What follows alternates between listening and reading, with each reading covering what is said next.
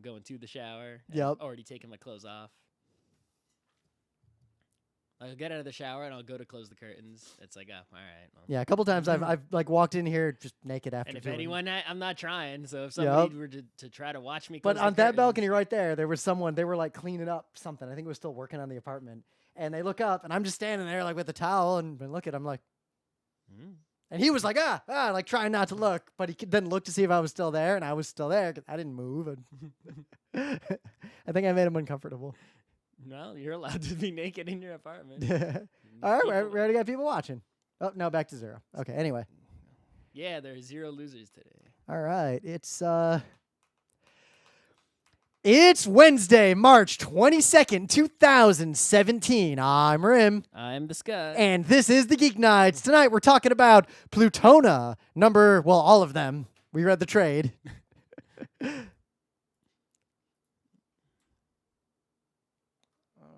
should tweet it out.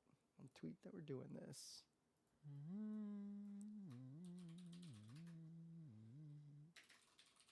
Early.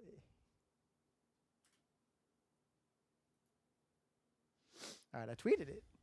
Tweeting it, and immediately people come. All right, whatever. Yeah, I tweet and I get like maybe at some points I've had like 5 people watching Zelda, but usually it's like 0. What's interesting, I've noticed there's a lot of people who like aren't in the forum and like don't do stuff at all. Like we would never know they exist, but they subscribe to the YouTube channel, and if they're online, they get a notification like GeekNights is streaming, and they just click on it. They're like, "Oh, you guys do a podcast?" That's the most common response is, "Oh, I didn't know you guys did a podcast."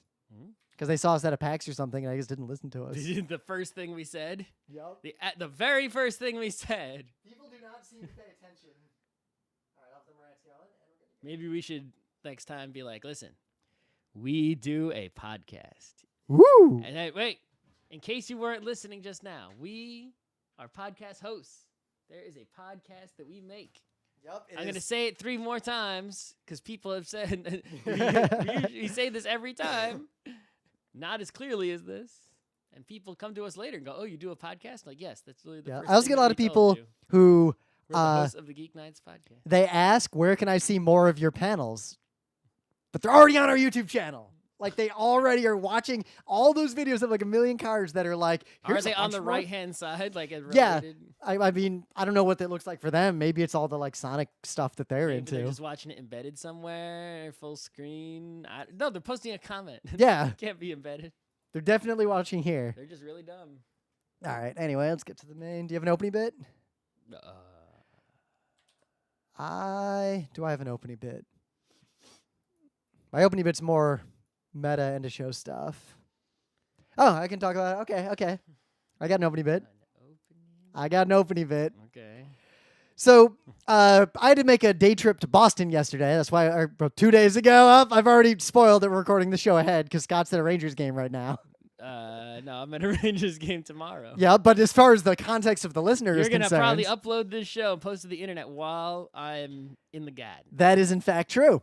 But so on Monday this week, I had to do a day trip to Boston. So I took like the 8 a.m. Acela to Boston, and I took the 5:20 p.m. Acela home from Boston. Like that, it's pretty easy to do a Boston day trip. My coworkers flew, but I feel like that is way more effort than is necessary. From what airport? There's a shuttle plane. There's a lot of shuttle planes that go between Boston and New York, and the way there's plenty of them. So the way some of those work is you buy a ticket, and you just show up at the airport, and you just get on whichever one's next. So if you get lucky, like you can just get on a plane and go. No, but which airport in New York did they leave from? Most of them actually seem to go to Newark. Right, so the amount of time it takes me to Newark, I could be halfway to Boston. I have a policy, and my policy is I will not fly out of Newark. I also don't fly to Newark, but if I did, by the time I would get there, could be halfway to Boston. Yeah. But the Acela is pretty good, so I did that, and I basically played a lot of, I beat the Necrodancer, because I actually, like, tried to beat Crypt of the Necrodancer, like, tried to finish it insofar as that has a plot. In the normal single-player mode. And there's way more than I thought, because I beat the game, and then it was like, oh, now you know the deal with the flute, now you have to play as the mom, and it's way different, and upside-down castle. The what? I don't even know about a mom or a flute. What, you never saw any cutscenes? That means you've never beaten any part of that game. You get a cutscene of like, my mom disappeared, and then every time you beat another level, you get more cutscenes. I've beaten things in that game insofar as there were staircases and I went down. And that means I beat a level, right? No, yeah, there's 4 of those and a boss in every like area. I've never gotten to a boss. What? I don't think. But the thing is, like, it's not like I've tried. You've played less than 5% of that game, I I've think. put in, like, almost no effort into playing that game and then stopped playing. So yeah, if you beat I'm sure if I tried, I would get to a boss. if you beat all 4 bosses by beating all 4 levels, there's only 4 bosses? All right. then you get to fight the Necro Dancer, which is a crazy, like, not what you expect fight. Wouldn't it be some sort of, dancing necromancer? That is exactly what the Necro Dancer is. Yes. If you couldn't get nominative He determinism here. dances, and then things come back from the dead as he dances. Yeah, he is literally summoning the undead and dancing around you. And you and your dad have to kill him together, and it's a puzzle, and it's really good. But then you become the mom, and there's all this stuff. So there's a lot more to that game than I realized. Your mom was the necro dancer? I'm not going to spoil it, but now I have to. I'm pretty sure mom was the necro dancer. No. Actually, no. I'll spoil that. Your mom is not the necro dancer. Mom was dead and is now brought back to life. Yeah, you do bring your mom back to life with the loot, and then you find out that the loot is bad news. Maybe I thought you said flute. Loot. Oh, okay. You know the loot, the plot. I guess you've never seen a cutscene, so you have no idea. Oh, a loot, the instrument, not loot. The No. Though the loot is loot, and now I am using the loot as my weapon. But it's not a bag with a dollar sign on it. No, it is a golden thing, loot. It's a thing with strings on it. It's a golden loot Yeah. that raises the dead, I guess. But you have to keep playing it or they die again, I guess. All right. Anyway, there's stuff going on. But so I get to Boston, and I'm there basically to have like one meeting and then one more important meeting. So I show up at the place that people are going to meet me in The meeting or the important meeting? the important meeting, and the people who are supposed to meet me at it are running late. So they're like, just go in and like, stall / work your magic because I'm good at this stuff. So I'm like, all right, fine, I'll just go in. So I walk over to the address they gave me, and I can't find the building. All right. So I'm like, uh-oh. Streets aren't really a grid there so much. Yep, so maybe I'm dumb. It's a square. What does Google Maps say? Google Maps puts a pin in a spot, and I go there, and a different address is at that spot. Okay. But the number, like, I'm going to, like, 6, and the number there is 10. So I go in one direction, I see 12, did you and try I'm like... asking a human being? So we'll get to that. So I go a little bit in one direction, I see 12, and I'm like, aha! I'll go the other way. And the next building, if I go the other way, is 1. 1, and then 12 and 10, and there are no other numbers. I mean, I've had situations like that in New York on occasion. Yeah, it happens. In other places, much more so. So I go into the building at 10, and I'm like, yo, where's 6? And I expect the guy to say, oh, go blah, haha, it's weird. So the guy says, 6? There's no 6. And then he calls another guy over, like, you ever hear a 6? And the guy's like, 6? There's no 6. So whoever gave you the address is wrong. Yep, so I'm like, well, is such and such company in this building? And they're like, let me check. Takes a surprising amount of time for him to poke at a computer. Was it a monstrous building? It was a bit. It's a real building, like a New York building. All right. And then he's like, no, they ain't in here. All right, so check at 1. So I go to 1, and they're like, there is definitely no 6. Well, is there that company in the building? No. Okay. So I What call about 12? I call my late coworkers who are still late because they were like way out in fucking Are they Cambridge. late because they can't find 6 either? No, because they're way out in Cambridge, and they think it's a way shorter drive to downtown Boston than it is. All right. So I call them back, and they're like, 6 doesn't exist. And they're like, our Uber driver says it does. He's taking us right there. And I was like, all right, I'll meet you there. Mm-hmm. There was no 6. No. They gave us the wrong meeting. And by then... That was the important meeting. And by then, it was too late. Now, luckily, they gave us the wrong address. And, so I just went home, having done basically nothing. So I basically Did you spent at least get a secret breakfast? No, because that's way over by Back Bay, and I was over... But if you're there, while you're going, you at least make it worth the trip. I went to a different but pretty good restaurant, because Alright. I'm on a business trip, technically, so... Sure. I ate very well. Spend someone else's money. And I just basically... There's that one steak place. Yeah, I fucked around in Boston all day, and then I took the train home, and I played a whole bunch of Necrodancer. that is why I now know what the deal is with the Necrodancer. All right. And that was my day, and that's why there was no show on Monday. All right, let's do actual stuff. So it's... Got any news? Yeah, so just a tiny news. There's that show Free, the swimming hot boys show. Oh, yeah, And I Emily never watched that. She said it was good. I never watched it because I'm watching Bicycle Show, which is slightly less hotness, but slightly more humor, but still hotness. Yeah. And bicycling instead of swimming. But anyway, and Yo Pedal has a new season right now. So anyway, So how far are they? How many episodes per bike race? So far it's really just like lead up races. So there was just a race I just watched that was 2 episodes. Oh, see, at least And Initial it didn't even take up both episodes. Initial D, the lead up would be like a couple episodes. Well, because really in Yo Pedal, it's really there's only one race that matters, which is the Inter High, right? And all these other races are just like sort of setting the scene for the big race. The big race has only happened once so far. It's gonna happen 3 times, I assume, because it's high school. So 3 years in Japan of high school. And the first season was a lead up to the first Inter High, which took up the entire second season. And then now we're in the 3rd season, so we're leading up to the second Inter High, which I assume will take up the entire 3rd season. All right. Anyway, but they're making compilation movies for free, and the swimming show. And usually when there's compilation movies for something, like there were for Yo Pedal actually, or I'm like, why do they keep making these things? I've seen the TV series. Why do I want to see the condensed compilation thing? Just give me new content instead. Yeah, I've never been happy with compilation movies. But now it's like, this is the first time where I've been like, oh, they made compilation movies for that thing that I slightly maybe want to see but don't super want to see. It's like, that's actually really useful. I'm going to watch those compilation movies for free and not watch free. So, I mean, I know free's good. Yeah, please make compilation movies for the ice skating one that I want to see but don't want to watch all the episodes. I feel like I should just watch that one straight up. It's on the borderline. It's definitely. I mean, I watched fucking Maid Dragon. I think I can watch the ice skating show. Well, I didn't watch all of Maid Dragon. And I'm gonna watch all of Maid Dragon. I would have watched a lot Dragon. less Maid Dragon if it weren't for this podcast. So. Yeah, and now there's a lot of, how in Civ 5, the religions, there's like pressure from different religions on cities and the number goes up and down. Pressure from different animes. There's a lot of pressure from that Kimono Friends on me right now. Like, numerous angles are pushing Kimono Friends on me hard. But yeah, it's like, the ice skating show's on the borderline of like, gonna watch, yeah, maybe, right? But if they're compilation movies, I'd watch them like as soon as I got home. Yeah. But no, so the New York Children's Film Festival is in New York, as it is every year, and usually we go to the premiere movie, which this year was Your Name, which Rim saw. I saw a long time ago on a flight. Plane by chance. Yeah, because the flight I was on was basically it had all these Japanese movies with theatrical English subtitles. But anyway, that movie was like the highest grossing. I think it beat Spirited Away in some category of grossing money or something.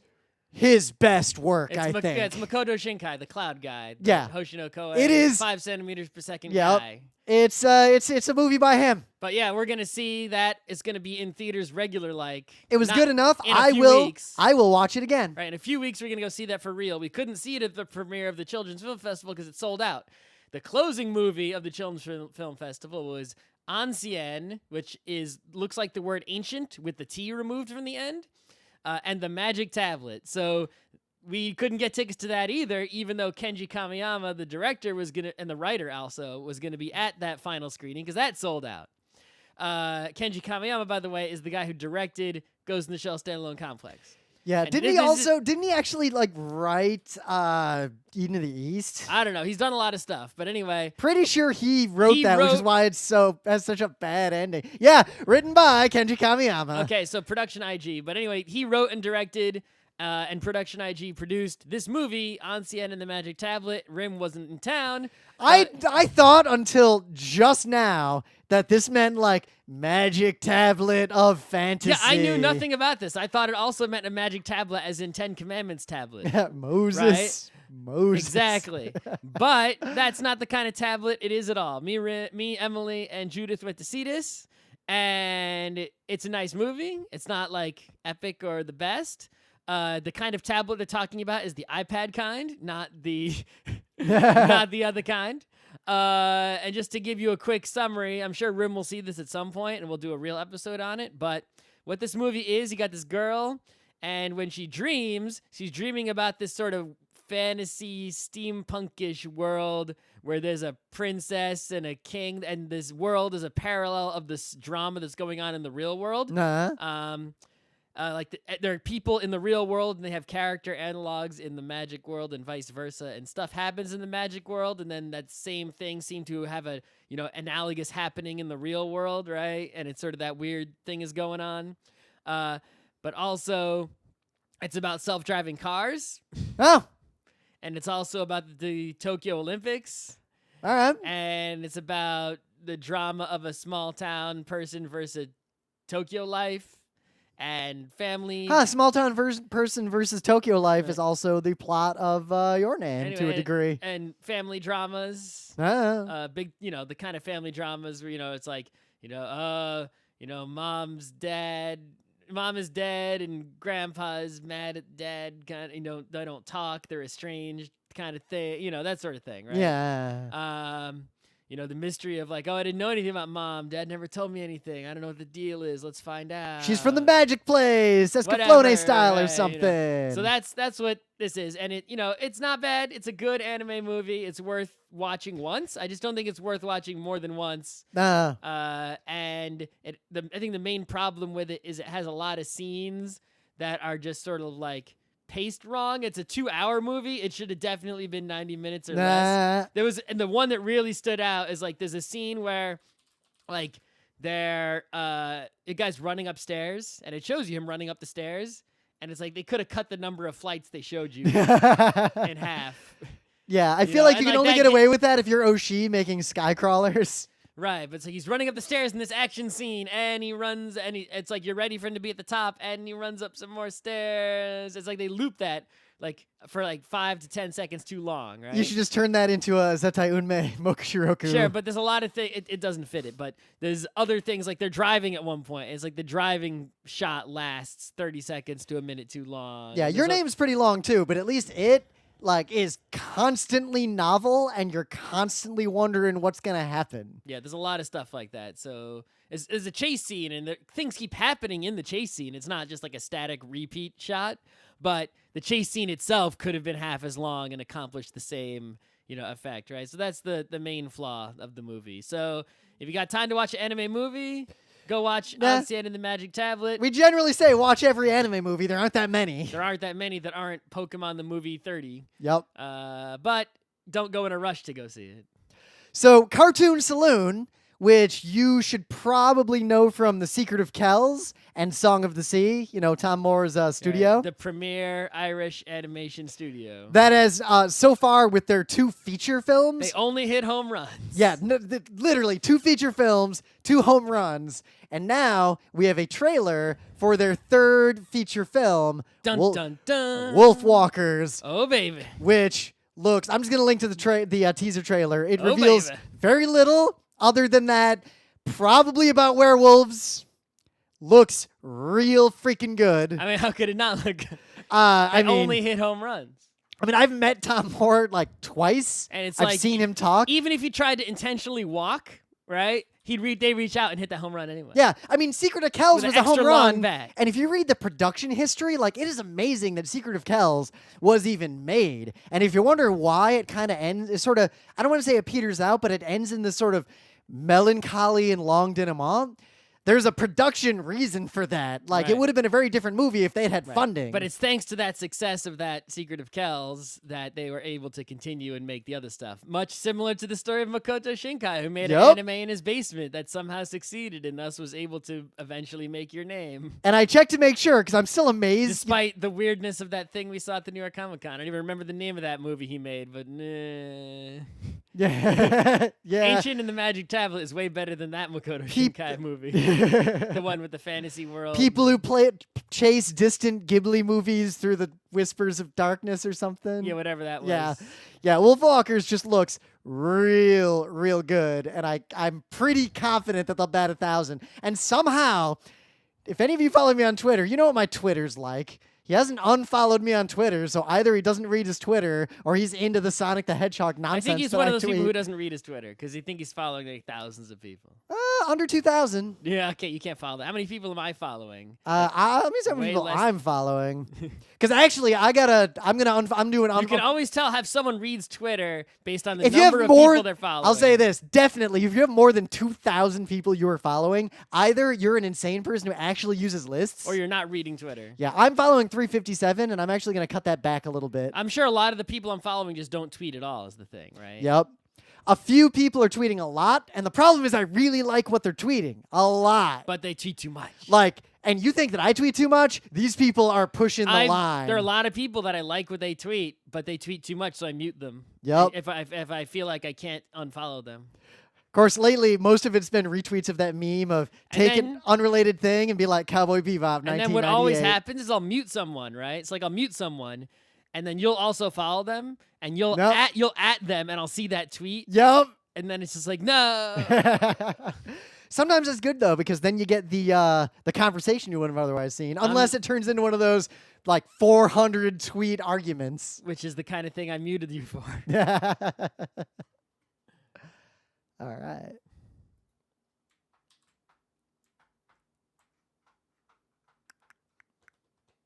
I very much follow the etiquette of if I start an argument with someone, I remove all the ads except the person I'm arguing with. But other people don't do that. They just keep pushing reply.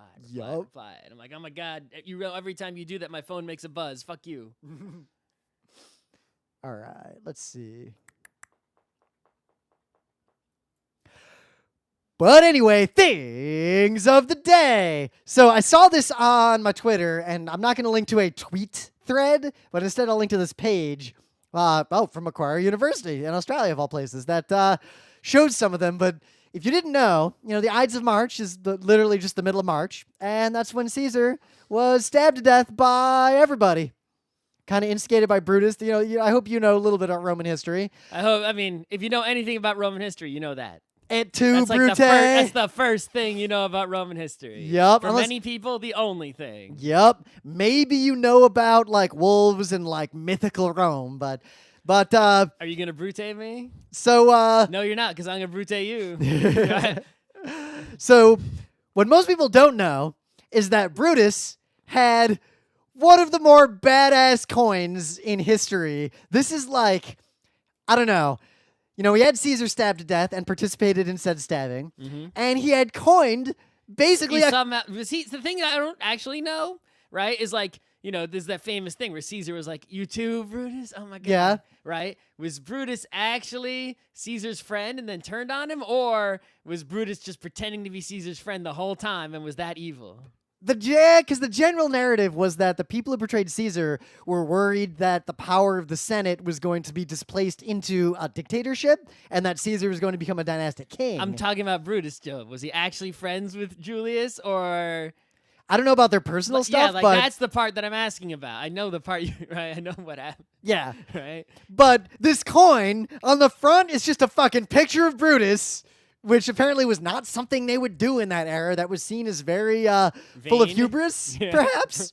Also, it harkened back to, again, kings, the thing that Brutus was ostensibly against. Yeah. And the back of it, it just says Ides of March, and it's 2 fucking knives. And a hat. Yeah. No, or a bowl. I can't So tell. according to the Twitter, where someone was like, or maybe hey, that's an oven. Let's talk about Brutus's fucking coin. That cap is a particular kind of cap that was worn by a slave who was undergoing a slave who was being freed, essentially. 2 knives, freed slaves, Ides of March, picture of Brutus. That's basically like if I stabbed Rim and then sold GeekNights t-shirts with a picture of me stabbing Rim. And on the back, it's just 2 knives. And it said, no more annoying noises. Or it had pictures of some earmuffs. So remember this on the Ides of March. Sure. So check this out. There's an anime that I have not watched and don't plan to watch called Hidamari Sketch. And there's a song from Hidamari Sketch called Sketch Switch. Somebody took that song and mashed it up with the song Black and Yellow by Wiz Khalifa. And they produced this little video, which is my thing of the day. It is on the YouTube. Enjoy. What's telling is that I started playing it because Scott, gave me his thing of the day, and I think you pointed out that I clicked like within about 3 seconds of it starting. You clicked like before you even heard anything. You just you opened the link maybe 5 seconds in, you click like. There is, you know what? You paused it shortly after. You're only at 21 seconds. Yep, I'm at 21 seconds on this thing. I can see it from here, but you clicked like way before that 21-second mark. I'm confident. When you clicked pause. The rest of those 4 minutes, are pretty good. I'm also confident that these recommended related videos are almost all going to be great. What kind of video? Give me a name of the one of those recommended Clanad videos. versus Eminem. All right. Bustin'. I think that's just because I'm me. Just because it's you. The sampling of Daft Punk, a video. All right. Platinum level circulation. Avicii. It looks like another anime mashup of some kind. Okay. Another anime unwrapping mashup of some kind. Okay. Hip Yeah. hops plus animes equals. Dang Mao. Yeah, there's good stuff in here. And Platinum Spice, which I'm probably not going to click on. But this one is particularly choice. This is good stuff. In the meta moment, we were at PAX East. I'm going to try to have the panel up pretty soon, the brand new winning panel. Mm-hmm. I think our next con is Zenkai Con, which Scott probably will bail on because he sucks. What day is it? End of April. Nope, not happening. A month from now. No. I'll be there doing a few panels, I assume. I haven't really done much preparation, but I'll be there. If you want to see the stuff I would have run at Anime Boston, if we hadn't bailed on Anime Boston, I'll probably do it at Zenkai Con. Yeah, are we actually going to start doing anime season whatever? I feel like we'll just start doing the anime season whatever on YouTube. Yeah, I'm going to prepare it. I feel like we should live It's stream around it. Anime Boston time now, which is Yeah. when we would usually do it, so I'm going to prepare one as if it was Anime Boston. Yep. And we'll do it on YouTube. Because we have, at least for the time being, bailed on Anime Boston, we're going to turn our best Anime Boston panel into just a YouTube show that we'll do semi-annually for the time being. 4 times a year? Yep, the Two judge. 2 times or 4 times? Let's commit to 2 because We need some advice about the dates. So here's the thing: what we would do is we would go to the anime chart, right, Yep. for the next season, and we would just look only at the picture and the text, and we would, with complete prejudice, judge every one of those things on the chart. To prepare people for the next season, and we were usually like 90+% accurate. The first year we did it, we videoed that shit, and it's on YouTube. The only thing we were wrong about is we thought Sailor Moon Crystal was going to be great. Anyway, so we need to know if we do this 4 times a year, once for the fall, winter, spring, summer seasons of anime, what date would be best for each season, right? It's like, when is the day, ideally, when, for example, I guess it's about to be spring, right? So we're going to do spring season? Spring season of anime hasn't started yet, right? Yeah. Or is it summer season that's next? I don't know. But anyway, Because I don't think about it. I get the pressure of, hey, everyone's talking about this We want to Dragon do show. this when the chart is at its fullest, right? When it's most complete. So But before the shows start coming out. before the shows start airing and we get too much information. So, what is the date for the summer season when the chart is fullest, but the shows haven't started yet? What is the date for the fall season when the chart is most complete, but the fall shows haven't started airing yet? Send us those dates approximately so we know when to produce this show. Yep. The other con that we will be at is Kineticon, July 7th, 8th, and 9th in Hartford, Connecticut. As you know, we run the entire panels department there. I guess we're still going. It's still this time. It still closes at 9 p.m. All right. So we can go to bed. That's a benefit, I guess. But I enjoy being at Kineticon. Also, it's the only place that a lot of people can run panels that aren't anime or games. it's true. And there is content at Kineticon that literally will not be at any other convention. Because Kineticon doesn't restrict itself. They don't. Yeah. They don't even pretend. They don't say they're an anime con. They're like, look, we're just the geek con in Connecticut. We do everything. Yeah, anime is less than. If in it's fact, geeky, we do it. anime content's been dropping because no one fucking submits it anymore. So actually, a lot of our content is literary and game related and music related. And I think the example I always give is one panel that a staffer used to run was literally just I mush with dogs in Alaska. What happened to that guy? I don't know. Anyway. Hasn't been submitted in a while. So yeah, we'll be at Kineticon. If you were staff with us last year, do the thing in the email I sent you. And if you want to submit a panel, go to the website and submit the panel because I'm literally scheduling the con right now. It's happening. I'm going to try to have the whole schedule filled out before the end of April. Oh, and I'm playing Zelda like every smart person. Oh yeah, follow Scott's YouTube channel. And I'm streaming it live, but the videos are saved on YouTube, but they're unlisted. So I don't know how much effort I'm gonna put into finding good bits in them and editing them. But maybe I'll find some good bits. Who knows? If you I'm streaming them on Twitch and YouTube, so you can go to whichever one you like and watch me from there. If you record them where your voice is a separate track, or in the very least, if you have a way to pick your voice out from Scott not talking, just go to the places where you're saying shit because something must have happened there. Yeah, or someone said, Also, I need people to chat at me so I can make the stream more interesting rather than just me sitting there ride my horse. Yep. Though there's a whole side of YouTube and Twitch that is not Let's Plays, but long plays. And the long plays, like the culture is, you don't say shit. You just play. And these are the videos people go to if they want to just like experience the game pure, but not play it for some reason. Just play it. Yeah, like there's a whole. I'm getting a Switch. I think the Switch will be back in stock soon because somebody said the Nintendo store had them in stock today at 6. Oh. They got in a cab and went over there right away. And when they got there, Gone? at 6:03, gone. 200 people were in line. Wow. The thing is, if you wanted a Switch, You should have pre-ordered it. I pre-ordered it on Amazon months in advance. Yep. All I did was go click, click, click. I didn't have to wait in any lines. No, I did not pre-order. pre-order. And then on the day the Switch was released, it just showed up on my fucking doorstep. Why didn't you do that? If I failed to do that for some reason, I would just wait until Amazon had them in stock again and do the same thing. Because it's not worth the effort. So I did not pre-order because what I said on GeekNights was that Nintendo would cross too many lines, and Nintendo consoles went from buy sight unseen to wait and see. So I did what I said. I waited and saw, and Nintendo exceeded expectations. So now I'm going to buy one as soon as I can just buy it on Amazon. But the price of the people trying to flip them on Amazon suddenly today dropped by $100. I mean, but I bought mine from Amazon.com and not from someone who is selling it on Amazon. Oh, yeah. So I'm waiting until it Mine is came from an Amazon MSRP, warehouse. Amazon.com. Yeah. Right now, the people selling it on Amazon are flippers, and they're selling it for about $80 to $100 over MSRP. But even 2 days ago, it was like $200+ over MSRP. I feel like the people who tried to flip the Switch not going to come out ahead. Flip the Switch. All right. Let's see.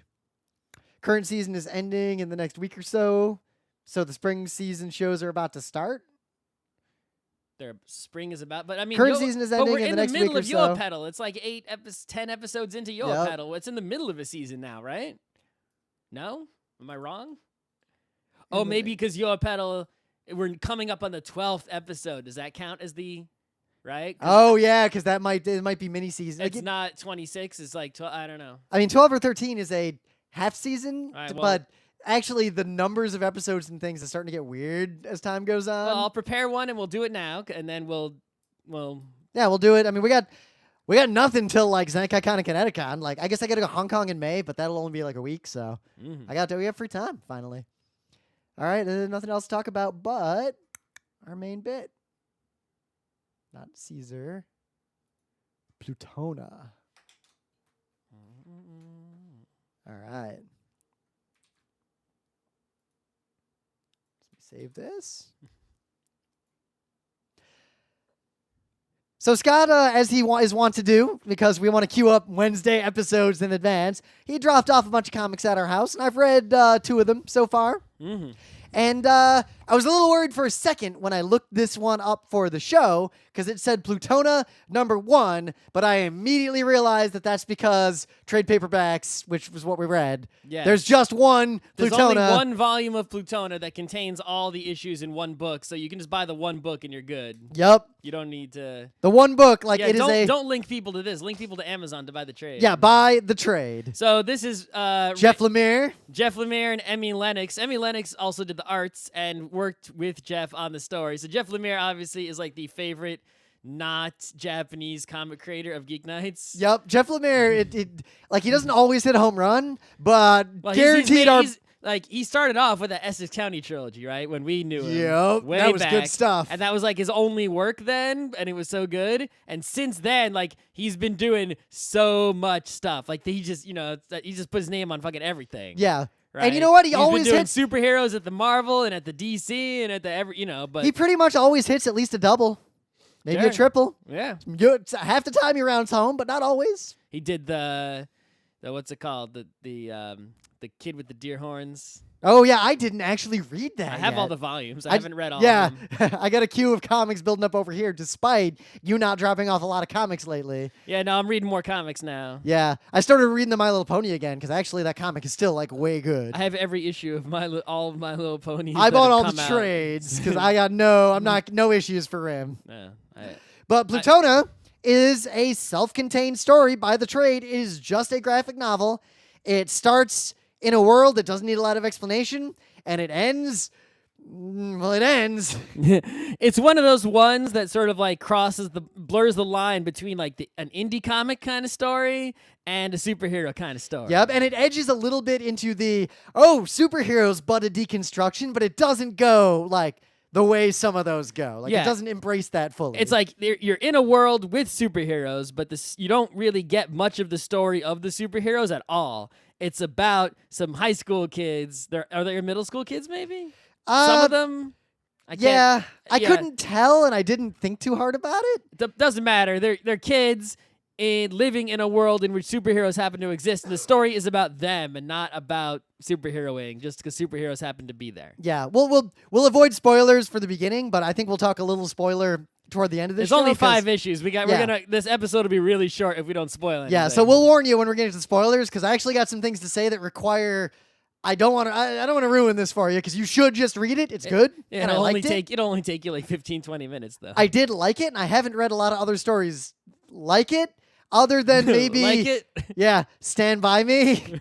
But Stand By Me is superficially related in that bunch of kids find a dead body. Of course, Stand By Me is... that was definitely the first thing I thought about. Stand By Me is more, some kids found a dead body, other kids try to go find the dead body, and the movie ends with them finding the body. Yeah, this is the beginning. This one, they find the body right away, and things are not all as they might appear. Nope.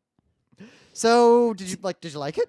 Yeah, it's good. I'm not sad that I bought it. Right? Yeah. But it's not like I wouldn't give it an Eisner Award probably. Nah. Right. It was pretty good atmospherically, and the art actually worked really well in terms of setting up the characters. Right. I was real intrigued, right? Of like when there was like unknown stuff, and I really wanted to see what happened, and it kept me hooked. Yep. But then, it sort of went, it didn't really give like satisfying hits of like, yeah. And then, things sort of, felt, they started going in a direction that not only was unexpected, but was also weird and unsatisfying. Well, and so it was unsettling also, but it's like, oh, you're going for unsettling. I'm down with that, right? Yeah. I like that. But it wasn't unsettling in the way that's like, ooh, that's unsettling and it's so good. It was like, oh, it's just kind of unsettling. But at the same time, it was unsettling in a very real way. Because it was too real. This deals with actually a lot of different themes, and it doesn't really say, like, this is the good thing, this is the bad thing, or here is our message. It says, here's a whole bunch of issues, and we're going to explore them and make you think about them. Right. And guess what? There aren't just neat, easy answers to things. I do feel like, though, exploring the bunch of issues, like, felt good, right? Like, oh, look at all the stuff they're getting in here. They're covering so much material, but not much of the material. With, like, another issue, they could have gone deeper on each one, right? And it would have been better. But it's like they only went a little bit beyond shallow on the issues. So it's just like, just short. Yep. So I think the main two themes of this that I can drag out, though, and the name helps a little bit, Plutona, that basically superheroes are gods, and in one sense, it's a story about if things like that exist, merely interacting with them as a human fucks you up. Mm-hmm. And I think that is a very strong theme that is repeatedly due to the use of insects and where insects appear in this comic. I think that theme is set very well in that the insects are unto the humans like the humans are unto the superheroes, the gods. Right. I mean, that's not a new theme as far as superhero books are concerned, right? Nope. I mean, we read Dark Knight Returns, where basically Superman is portrayed as very godlike there. That's the way Superman should be, I think, and he's very rarely portrayed that way properly. But it's like, yeah, if there's fucking Superman out there, basically, like, nothing fucking matters, because holy shit. It's like, Yep. You can just bow down to Superman now. But then it makes this sort of swerve as you, not a super spoiler, but you see, a lot of flashbacks. Like, it's the kids with the dead body of the superhero, and it's cut with flashbacks of what the superhero was doing leading up to her being dead in the woods. Mm-hmm. And you see her being a, 100% mundane person with mundane concerns, living a mundane life, except when she's doing the superhero stuff, which almost leads to this theme that there don't even need to be gods. Kids generally, when they aren't given enough explanation or context, adults are kind of like gods to them, and interacting with adults without context can fuck kids up. That is the deepest thread I can pull out of this, and it's the only way I can explain the sheer mundanity of Plutona's life as like a waitress, because they really focus on that in the flashbacks. Yeah, and it's like they keep focusing on like every character's like family a lot. Like, it's usually in a story you'll get like, there'll be one person, like if there's a school of kids, you'll get one of their families, right? Yep. And you'll go deep on that, and then the other kids will just be like kids, and you won't see their family so much. Unless you get something that's really long running, like South Park, where you can, or Simpsons. Or like eventually you Simpsons. gotta literally look at every character. Right, but usually in most cases, like you see there's the family and the kids go to school and you see the other kids, but you don't see the other kids' families, right? Yep. Because you don't spread the character tree out that far. In this one, you get all the kids' home family story deals, even though it's only 5 issues. Like the one kid has, the dad messing, is like abusive. Yep, and the kid, of course, lashes out, and you see the cycle of abuse being perpetrated, even though he is actually trying to be a good person. Right, There's the turnabout with the kid with the perfectly normal family. Yeah, the kid with the perfectly normal family is the most messed up one. Yep. Or at least the quote-unquote normal family, right? The idyllic family, right? Yeah. But then, you're looking at those families, but you also see Plutona's family also, right? And Yep. it's like, oh, here's the family of kids in school from the kid's perspective, and here's the family of, superhero mom. Oh, okay. And then they bump into each other. But the fact that the superhero life is so mundane and kind of low rent really pulls away the God metaphor and pulls it into the adult versus child metaphor. Because otherwise I can't explain why they would focus on that so much. You also have to look at, like, these kids are basically living in this, like, woodsy town. It's like a suburb kind of place, right? And the superhero's living in the city. And the kid's like looking out. He's looking out at the city with his telescope. You see a lot of those scenes to watch the superheroes with his telescope from the small town, right? And the superhero's only in the small town woods because she got punched so hard that she. And simultaneously, her daughter and her family, the superheroes' families, they're city they are people. not fucked up by interacting with gods. No, so they're in a city way, people. it's non-city folk get fucked up by interacting with the complex cosmopolitan world of the city. Sure. Without context. Because, actually that works because my first theme breaks down 2 ways because of the fact that Plutona's family seems to be totally normal. And they know she's a superhero. She can't hide it from grandma. Yeah, but the kid, is watching the news because she knows that mom's in a fight. Like, it's just normal to them, and yet it totally ruins these kids living out in Podunk suburb, whatever. One town away from the city. Podunk suburb, whatever. I think at this point we got to spoil because I just can't say anything else about this. So just read it and then come back to this episode, I guess. But we're going to spoil everything after this point. This is your last warning. Pretty sure you can get it digitally, too, if you don't want to get the... Pretty sure you can. I was, spoiler, so sure she wasn't actually dead from the beginning. Well, that was kind of obvious, right? Because he said stun ray. Yeah, she had been... My stunner. Yeah, but like she'd been in the woods for a while. Like if you're a dead body in the woods for even like a day, flies are coming at least, right? No, but at the beginning it does flies show... come within minutes. Yes, there's flies on her in the first panel. But Look, it's like... flies all over her. She would have been way stanky if she was dead. Yeah. It would have not been a good scene, but these kids are just like, hey. But also, I forget when it's first mentioned, but they're like, I've got my great stunner weapon. Ha ha ha, stuns. Yeah. I'll stun you. Also, like, they're getting blood from her. It's like, man, if she dead, the blood ain't flowing. Well, it's basically Tugger. That, usually when there's a kid in a comic or a story like this who is made fun of for something weird, usually the twist is like that kid's actually okay, or that was just like youthful whatever. No, that kid was kind of messed up and masturbating to people in school, and yet he was totally fucked up. And that continued. Like that kid had problems and was not redeemed. He just went crazy. The kid was probably would have become a serial killer. Yeah, I mean, sometimes there's a nerdy kid who's made fun of, not because bullies are bullies, but because he masturbated. Someone's actually doing something weird that's not socially acceptable and is being socially shunned. Yep. Right? And it's showing you that, which usually it's interesting because usually in a superhero comic you get the Peter Parker nerd story, which is like, no, stop picking on that nerd. The nerd's gonna become Spider-Man. Watch out. Yep. Right? Where here it's like, kid's actually bad and everyone can tell. And that's why he's getting picked on. Yep. Right? The guy, and at first you think like the bully kid is bad, and they give you that stereotypical story of bully kid is being abused. That's why he's bullying. But it's like, no, he's really only bullying that one kid. Yep. Who's actually bad. Well, he bullies the girl in green a few times, A but little. then I forget all their names. Right, but when he's bullying her, it felt to me at least. Like kids who don't know better and like they No. punch the girl they like, or No, it felt to me at least more like how friends would just sort of talk smack, right? When to the kid who was actually bad, it actually felt like he was bullying him. True. At least that's just the way I read it. I could be totally wrong. But even then, he still also tries to make friends with the kid. I mean, he like is hanging out with him and like wants to. Yeah, they give you that scene, right, where it's like, oh, they find something in common, right, and they start, until someone else is there to see, and then he's like, oh no, I can't be seen being friends with you in front of anybody. Yep. But if no one's around, okay, let's chat about video games or whatever. So subtext wise, I read that the blonde girl in green, because again, I don't remember any of their names already, and I just read this. Pretty sure she has romantic feelings toward the other girl, and the other girl has romantic feelings toward the bully guy. Yep. And Tugger just wants to be a god. Yep. And the younger brother's just kid who, like, kids who are He's that actually young. just a nerdy kid. Yeah, but they just get dragged into shit. Like, he's mostly focused on his Game Boy. Yep. He just does get dragged. Yep.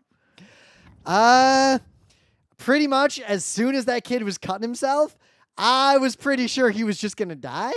And yeah, that panned out. I'm like, is he gonna get AIDS or something? I was like, okay, obviously he's not getting superpowers. That's not where this is going, right? So for a second, I was wondering, like, maybe it'll work because that would make this a way different story. no, I thought that there were gonna be some other consequences that weren't right. Because like, okay, you're doing something, so doing that is a Chekhov's gun of some kind, right? Something is gonna happen because you're doing that, but it's not gonna be. It's not and gonna because be superpowers. I was flipping through to find it, there's a scene in one of the later flashbacks where Plutona herself is like, I could snap Wasp's neck without effort, but I can't.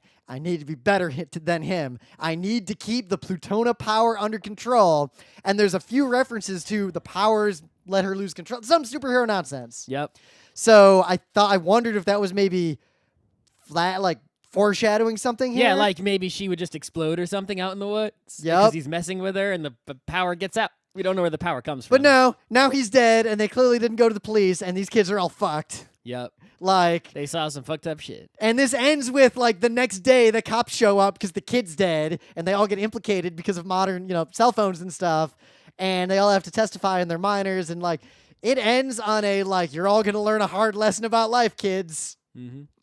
And it just, like, that's it. It's very unsatisfying. I think the best part, though, was when Plutona wakes up. and she's just like, what the fuck? Right, you expect, like, the superhero to wake up, and you're totally expecting her to just, like, see these kids and, like, be like, they would tell her what happened, and she would lecture them, right? Because that's what Superman would do, right? Yeah. Or Batman would do, is they'd be like, She realized they're in trouble, and it helped them. Right, it's like you see some kids in trouble, it's like you save them, and then you wag your finger at them, and then you tell them how the world is, to set them on the straight path. Because that's how you do. But no, she just wakes up and she's just like, what the fuck? Like any adult that wakes up in the woods after a hangover is like, what the fuck? Oh shit, I gotta get home. Oh my god, how long have I been here? And then she's pissed, like, what happened to my fingers? Because Tugger was cutting her. Right, and then she just goes home. She doesn't know these kids are there or know anything that happened. Meanwhile, at the same time, an adult would often do that. Like, what are you kids doing? What the fuck? I got my own real life adult stuff to do. You're not my see kids. ya. If you're not your kids, you're just like, you're not hanging out with any strange kids. Yep. Like, what the But at hell? the same time, like, they legit needed help, and that kid might have survived if she had in any way tried to help them. Right, well, because, the superhero is her job. The way she helps is by fighting villain. I guess the villain guy wants, like, who knows what he wants? Blow up the city, rob all the banks, right? That's what she's stopping. She's not capable of handling, these everyday or kid social issues. That's not what a superhero can do. She punches hard, and she can't even solve her own social issues with her own family. But at the same how's she time, going to solve some kid's fucked up head? she could have just picked him up and taken him to the hospital. Sure. But I don't think she even noticed him. No, because she was just pissed and... She just woke up from being KO'd for days. Yup. How's she going to notice some kid lying there? She's like, oh shit, gotta fly home. So yeah, it dealt with it. It wove a lot of interesting themes together. Didn't fully deliver on any of them, or in the very least, did not give concrete stances on any of them. It just introduced them, showed you a kind of grim and realistic ending, and also kind of left you with this feeling that no, there aren't endings. There's always the next day, and you have to deal with shit. At least it's it's unique. It's short. It's inexpensive. It's well written. The art is way good, right? So it's worth your the amount of time it will take you to experience it. It's just not something that's legendary, must be on every bookshelf next to Watchmen. Yep, it's something I would read on my commute alongside all the other stuff I read. And You won't be sad that you read it and put in the time to go for it. Yep. But you're not gonna remember it and recommend it for the ages. No, but I'll recommend Essex County to this day. Oh, sure, why not? That is some bleak and wonderful stuff. I heard Underwater Welder, it might get a movie action. Oh, yeah. Which is really a weird choice for a movie action. It's like, what, really? That's what you're picking for a movie? All right. Yeah. Okay, go for it.